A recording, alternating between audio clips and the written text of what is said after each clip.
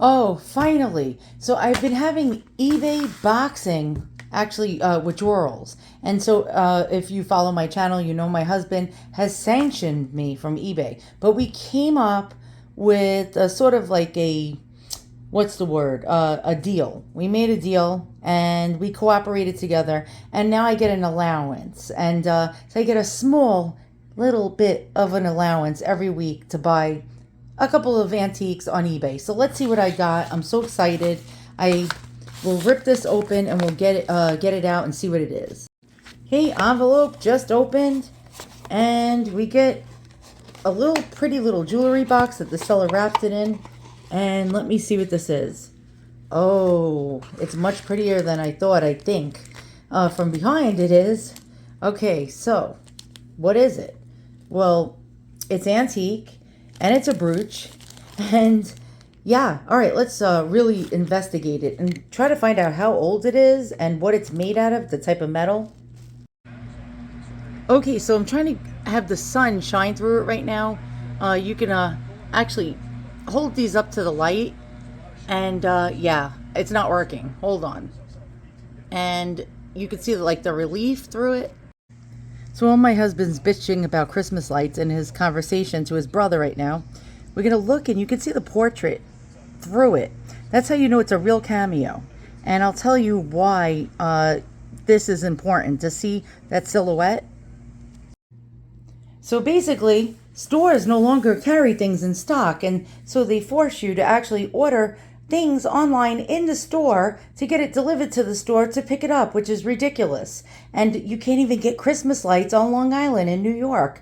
Every single store is sold out of Christmas lights, and they say, oh, we'll order it and we'll ship it to the store and you'll come and pick it up. And I'm like, that's ridiculous. All right, so let's focus on this. And yes, okay, so we have, it's like a Roman or Greek goddess cameo, and these cameos are really quite cool. I like to collect them, as you've seen in many of my other videos.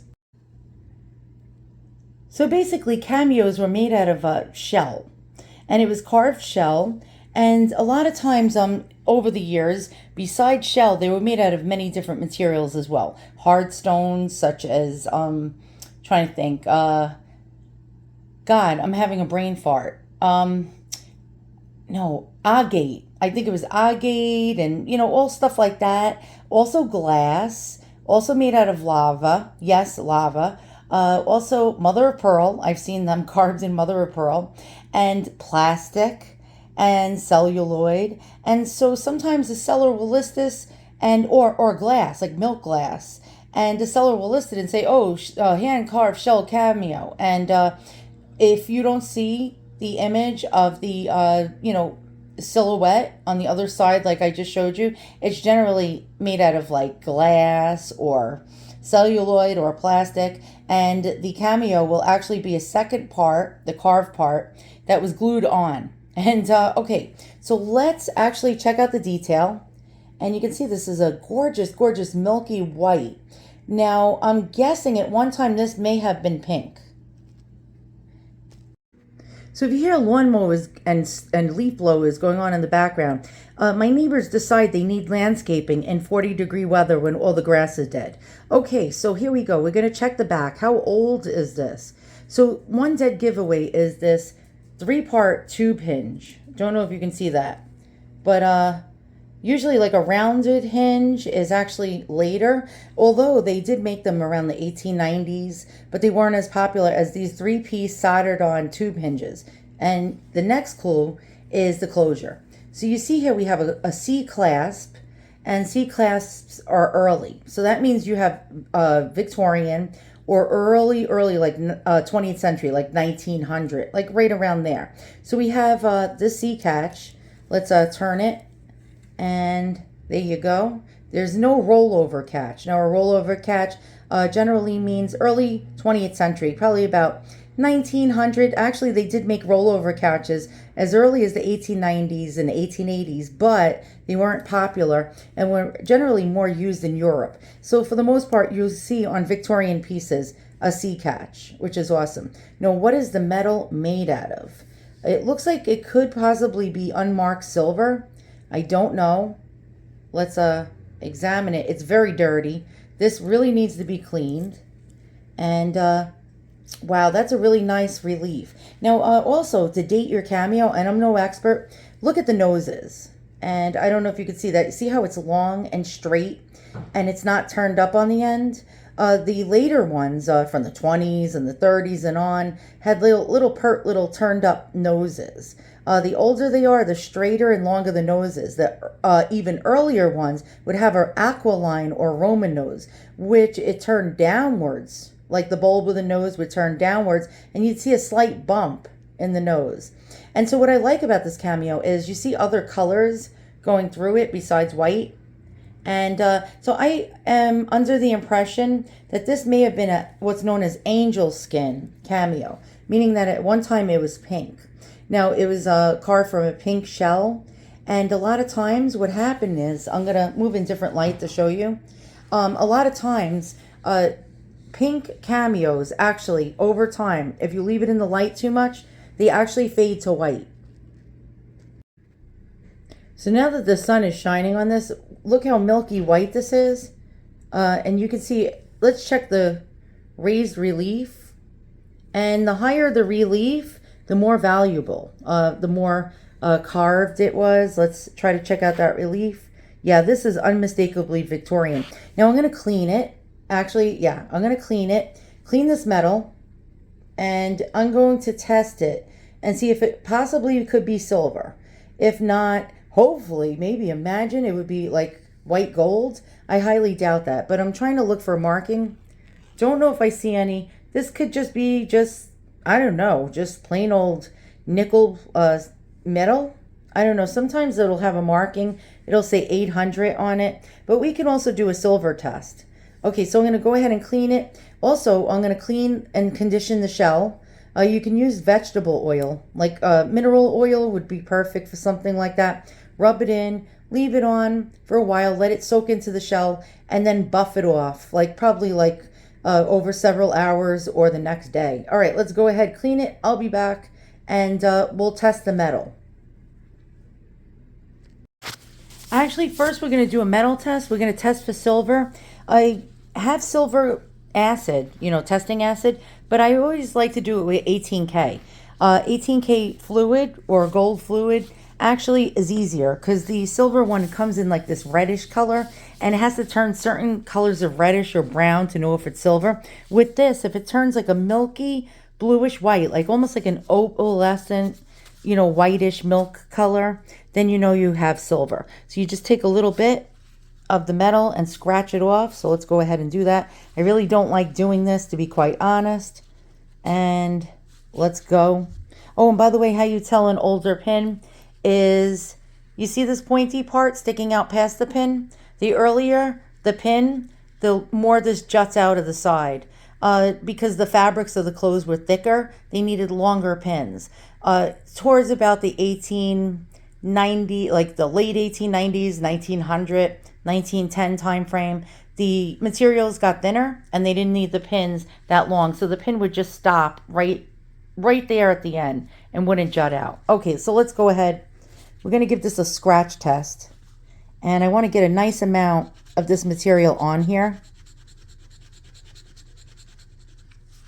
Okay, so we seem to have a nice amount. I'm going to lower the camera so we can get in there close. You want to put like half a drop, but it's very hard sometimes to get out half a drop on here. So we're going to try our best. And if it disappears, it's not silver. But if it turns a milky, light bluish, almost like opal blue, then you have silver. Oh, okay. It looks like it's silver to me. See that bluish, milky white color? And it's not disappearing? It looks like we have sterling silver. Oh yeah, that's a high quality of silver. A very, very high quality of silver. That is actually, or it could even be white gold. Actually, let's look at this close. Hold on. Do you see that? Interesting. I'm going to go with this as silver. I mean, I don't think it would be 18 karat white gold. You tell me in the comments below if you're a professional at testing jewelry. What do you think? But this is really, really, okay, that's a telltale sign. All right, gonna clean it and I'll be back. So to clean this, I'm gonna keep my lunch lady gloves on. Simichrone is wonderful for any kind of metal. We got a polishing rag. This is a silver polishing rag. One side is to polish the silver. The other side is for the buffing.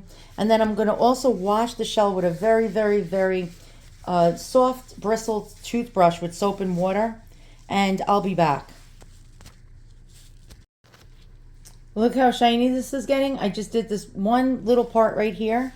And here's the other side. Look how dull that is and dirty. And then this side, hold on. This side, look how shiny, okay? Compared to the unclean part, there we go.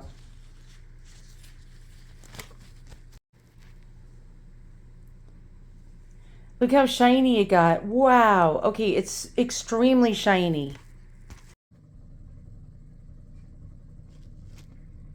I'm trying to focus. So if I had to guess when this was made, not being an expert, with that type of sea catch that extends past the brooch, I'm going to go with this was made between 1860s and 1870s. That is really, really, really quite cool. And as you move it around, you can see the intensity of the shell changes. And you can see that nice relief of the Grecian lady. I wonder which goddess she is. Does anyone know? Write in the comments below. Why I think it was made around the 1860s, the hairstyle. Generally, from the decades that brooches were made, well, cameo brooches and pendants, hairstyles actually went with that particular decade. So if they had a Grecian goddess or a Roman goddess, if it was 1920s, they'd give it a little bit of a flapper hairstyle.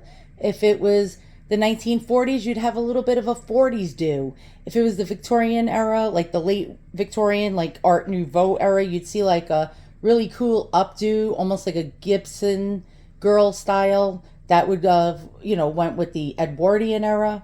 And this is telling me that this looks like a center part hairdo that was very, very popular from the 1860s to the late 1860s. The hair would cover the ears and be up in a bun in the back. And yeah, so I'm going to guess that this was made just about then. And all right, so that was a really good purchase. I think it was $80 something with tax and shipping. Is it worth that much? I don't know. Generally, these particular older ones that are precious metal. Well, gold, of course, is going to sell the most. Even a low carat gold, like 9 carat or 10. This being sterling, like a really good silver, you saw it with the test. It did not even disappear. So when I did the streak, usually it would disappear if it's not silver. This is a high grade silver, although unmarked. I would put a price guesstimate at anywhere, and this is a larger size one. I would put a price guesstimate at about $300 to $425. Not bad for like an 80 something purchase. And I'm really, really thrilled with it. Thanks for watching another one of my videos. And I hope you learned something. And if I'm incorrect, you can help me out in the comments below, because I'm not an expert on cameos. Don't think I ever will be, but you never know. And focus, and hands. There we go.